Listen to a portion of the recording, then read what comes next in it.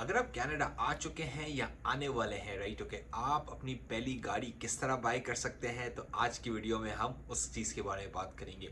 देखें, सबसे पहली तो चीज़ ये है कि ये एक रियलिटी है कनाडा के अंदर कि मोस्टली लोग, ओवर 90% लोग गाड़ियाँ ओन करते हैं। रीज़न इसके जो है ना, एक तो ठंड होती है वेदर की वजह से, और एक और ये भी मसला है कि जो कनाडा में पब्लिक ट्रांसपोर्टेशन सिस्टम है बहुत सारे शहरों में जो है ना वो बहुत अच्छा नहीं है। स्पेशली टोरंटो, वैंकूवर, कैलगरी, ये 4-5 शहरों को अगर आप हटा दें, उनमें थोड़ा बहुत बेहतर है।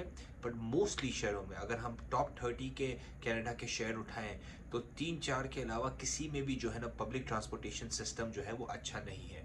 तो दैट्स द रीज़न कि लोगों को मतलब कि यहाँ पे आके जब वो आते हैं, इससे स्टूडेंट भी आते हैं या एज इमिग्रेंट भी आते हैं, तो मोस्टली वो गाड़ी लेते हैं। और एक और चीज़ जो बड़ी इंपॉर्टेंट है, जो लेकिन I am a big believer in कि कनाडा के अंदर जब आप आके गाड़ी लेते हैं तो आपको इनेबल करती है बहुत सारी चीज़ें करने के लिए। एग्जांपल ये कि ना, जब जैसे ही आप आते हैं, आप गाड़ी लेके ना बहुत सारी जॉब्स कर सकते हैं, गिग इकोनॉमी जिससे हम बोलते हैं, डिलीवरी का काम कर सकते हैं, राइट, लाइक और डिलीवरी के में काम में 50 चीज़ें, पिज़्ज़ा डिलीवरी हो गया, ऊबर चला सकते हैं, फूड डिलीवरी कर सकते हैं, ग्रोसरी डिलीवरी कर सकते हैं, राइट, जो गिग इकोनॉमी हम बोलते हैं, जिसके अंदर आपको टेक्निकली जॉब होने की ज़रूरत नहीं है। आप ऐप्स डाउनलोड करें, गिग इकोनॉमी में आप राइट अवे स्टार्ट कर सकते हैं। तो जनरली गाड़ी का होना कनाडा के अंदर बड़ा इंपॉर्टेंट है, राइट।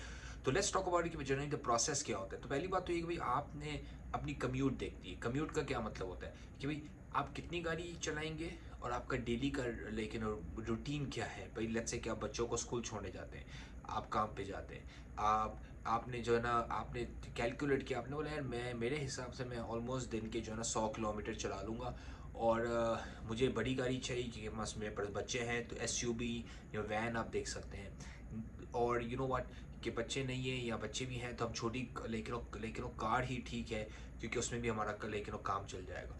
तो कम्यूट आपको अंदाज़ा ये करेगा, क्योंकि देखें, जब आप गाड़ी छोटी लेंगे तो गैस कम कंज्यूम करती है।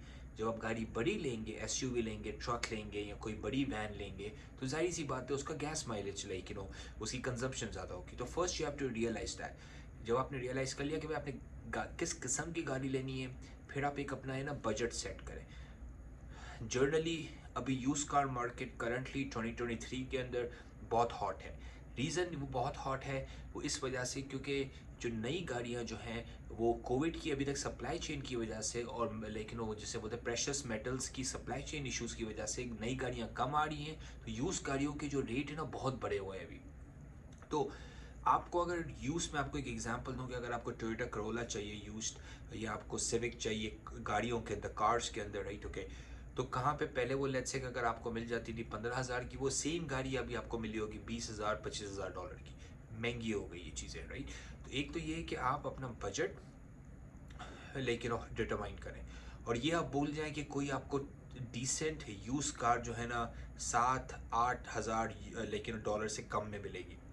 अगर आपको 3-4-5 हज़ार की कोई गाड़ी मिल रही है, मसले होते हैं उसके अंदर, काम निकलते हैं उसके अंदर। बहुत सारे इमिग्रेंट्स करते ही हैं कि वो यूज़ गाड़ी तो ले लेते हैं जल्दी जल्दी में आके, पर उसमें मसला ये होता है कि फिर वही आगे जाके ना मसले निकलते हैं। तो पहले आपने जब डिटरमाइन कर लिया बजट, तो एक चीज़ मैं आपको हाईली रेकमेंड करूँगा कि कोशिश कीजिए गाड़ी जो आप बाय करें वो आप बाय करें सर्टिफाइड डीलर से। सर्टिफाइड का मतलब क्या होता है? सर्टिफाइड डीलर वो होता है जो सर्टिफाइड होता है टोयोटा से, फोर्ड से, होंडा से, वो एक ब्रांड के साथ सर्टिफाइड होते हैं। और जब वो भी यूज़ कार बेचते हैं कनाडा के अंदर, तो आपका बेसिकली फ़ायदा ये होता है कि वो इंस्पेक्टेड होती है, राइट। और जब भी आप प्रॉपर डीलरशिप से बाय करेंगे, आप 1 महीने के अंदर उस गाड़ी को रिटर्न भी कर सकते हैं, राइट, किसी भी वजह से गाड़ी काम नहीं कर रही है, और रिटर्न में उस वो ऑब्लिगेटेड है, राइट। या तो आपको क्रेडिट देगा उन पैसों का, या तो आपको कोई और गाड़ी देगा। तो एज अ कंज्यूमर कनाडा के अंदर आप प्रोटेक्टेड हैं जब आप यूज़ गाड़ी लेते हैं, बट आप सर्टिफाइड शोरूम से लेते हैं, राइट। तो लेट्स से कि आप गए शोरूम पे, गए सर्टिफाइड शोरूम पे गए, आपको गाड़ी पसंद आ गई, राइट, के। अच्छा, यहाँ पे एक अच्छी बात यह है कि अब नए कमर भी हैं या स्टूडेंट भी हैं, गाड़ी की फाइनेंसिंग ईजीली हो जाती है, राइट, के। तो आप फाइनेंसिंग करवाइए। मोस्टली लोग फाइनेंसिंग करवाते हैं। जैसे अगर $20,000 की गाड़ी है तो आप सिर्फ 2,000-4,000 डाउन डालें, और बाकी जो है ना आप पेमेंट्स करवा दें, 5 साल के 7 साल की पेमेंट्स, राइट, तो ऐसा सेट की जल्दी ईजिली हो जाता है कि कार फाइनेंसिंग बहुत बहुत ईजी है। नए इमिग्रेंट्स को मोस्टली फाइनेंसिंग पे गाड़ियाँ मिल जाती है, राइट। बहुत कम ऐसा होता है लोग जो है ना 40,000, 50,000, 20,000 डायरेक्ट कैश पे लेते हैं गाड़ियाँ मोस्टली। ओवर 90% इमिग्रेंट्स करते ही हैं कि एंड इट्स स्मार्ट राइट, आप अपना कैश बचाइए राइट। अगर आपको बैंक दे रही है, लेंड कर रही है पैसे गाड़ी के लिए, तो भाई लाइक बैंक से लेंड करके ले, आप अपनी खुद की लाइक कैश को जो है ना टाई अप कर रहे हैं। तो एक तरह से ऐसा नहीं है कि 25,000 की गाड़ी लेने के लिए आपको $25,000 चाहिए, आप 25,000 की गाड़ी ले सकते हैं 5,000 डाउन के साथ, इस तरह मैथ होता है। ओके, फाइनेंसिंग हो गई। ओके, बड़ी इंपॉर्टेंट चीज़ आपने चेक करनी है कि सर्ट के इंस्पेक्शन हुआ हो।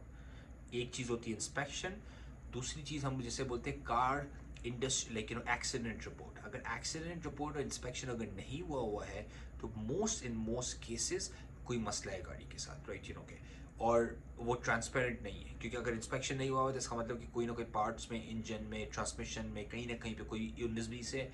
और अगर एक्सीडेंट हिस्ट्री आपको नहीं शेयर करे तो उसका मतलब हो सकता है गाड़ी एक्सीडेंट हुई हो, एक्सीडेंट हुई तो उसका मतलब इस पर काम हुआ है, अगर इस पर काम हुआ है तो उसका मतलब इसमें खर्चे निकल सकते हैं आगे जाके राइट। क्योंकि कनाडा में लोग खर्चों से क्यों डरते हैं, क्योंकि भाई मैकेनिक जो है यहाँ पे सस्ता नहीं है, मैकेनिक बहुत महंगे होते हैं यहाँ पे, दे कॉस्ट मोर, और बिकॉज दे कॉस्ट मोर तो लोग चाहते हैं कि जब हम गाड़ी लें तो हमारे कम से कम खर्चे हो, मेंटेनेंस कम से कम प्रॉब्लम्स हो राइट। तो फाइनेंसिंग हो गई, आपने इंस्पेक्शन और ये सारी चीज़ें करा ली। तो दो और स्टेप्स होते हैं कनाडा के अंदर जनरली जब आप गाड़ी लेते हैं। एक तो जाहिर सी बात है स्टेप होता है कि आप रजिस्ट्री जाते हैं, हर हर नेबरहुड के अंदर रजिस्ट्री है जहाँ से आपको लाइसेंस भी इशू होता है, वहाँ पे आप गाड़ी रजिस्ट्रेशन कराते हैं जाके, और अपनी लाइसेंस नंबर प्लेट वहाँ से आप लेते हैं। वहाँ पे आप 1 साल 2 साल 3 साल का जो है ना गाड़ी का वो पे ऑफ कर सकते हैं रजिस्ट्रेशन की फ़ी, और है ना जो आपको नंबर प्लेट इशू करते हैं जब नंबर प्लेट, तो एक तो वो चीज़ आपने करनी है। सेकंड चीज़ जो हम बोलते हैं इंश्योरेंस। अच्छा, इन दो चीज़ों के अलावा आपको डीलर जो होगा वो गाड़ी नहीं देगा।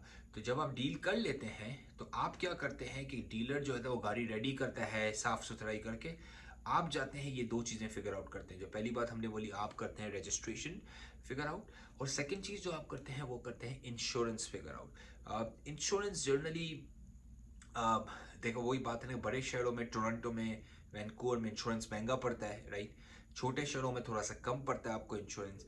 पर आप ये समझने कि at anywhere from $150 to $300 तो एवरेज है पर बंदा इंश्योरेंस का। तो लेट्स से कि अगर आप गाड़ी लेते हैं और गाड़ी की कॉस्ट है $25,000, और गाड़ी जो है ना आपने फाइनेंस कराई और पर मंथ आपको फाइनेंसिंग की पेमेंट आ रही है $250, तो $250 ये, और आप $150 लेट्स से इंश्योरेंस के लगाए, तो $400 लेट्स से कि आपका फिक्स खर्चा है। फिर उसके बाद गैस अलग है राइट, तो $100 और $150 का आप गैस लगाइए। तो जर्नली कनाडा के अंदर जो अगर आप गाड़ी ओन करते हैं ना, कॉस्ट जर्नली गाड़ी की एटलीस्ट $500 से $700 पर मंथ आई जाती है, एटलीस्ट आ जाती है इतनी राइट। तो ये आप माइंड में रखें राइट, जब भी आप बजटिंग कर रहे हो एक नई गाड़ी के लिए राइट। अच्छा, एक गाड़ी गाड़ी इनेबलर भी है ना, गाड़ी आपको इनेबल करता है कि आप ऐसे सेट कि आप काम कर सकते हैं, बिजनेस कर सकते हैं, गिग इकोनॉमी में पार्ट ले सकते हैं राइट सो मेरा दोस्त है वो क्या करता था एज ए स्टूडेंट, उसने जो है ना लेकिन अब उसने उसके पास गाड़ी थी, उसने जो है ना वो कॉन्ट्रैक्ट कर लिया, लेकिन वो दो ग्रोसरी कंपनीज के साथ जिसके वो ग्रोसरी डिलीवर करता था, और that's how he had made money in student years. और इसी तरीके से उसने गाड़ी भी पे ऑफ कर दी, पैसे भी बना लिए, और लेकिन स्टूडेंट फीस भी निकाल ली। तो थोड़ा सा अगर आप क्रिएटिव हो ना तो गाड़ी जो है वो आपको इनेबल करती है कनाडा के अंदर बहुत सारी चीज़ें करने में राइट। एक और मैं आपको एग्जांपल दूं कि मेरा एक दोस्त है जो इंटरसिटी डिलीवरी करता है राइट। इंटरसिटी मतलब कि एडमिंटन से कैलगरी डिलीवरी कर दी, लेकिन सॉरी इंटरसिटी मतलब एक सिटी टू दूसरे सिटी करता है, तो उसमें पैसे अच्छे मिलते हैं राइट। काम में टाइम लगता है, उसको एक दिन पूरा लगता है आने जाने में, पर एक ही दिन में उसने 400 बना लिए, $500 बना लिए राइट। तो ऐसा भी लाइक गाड़ी आपको इनेबल करती है in a lot of ways Canada के अंदर।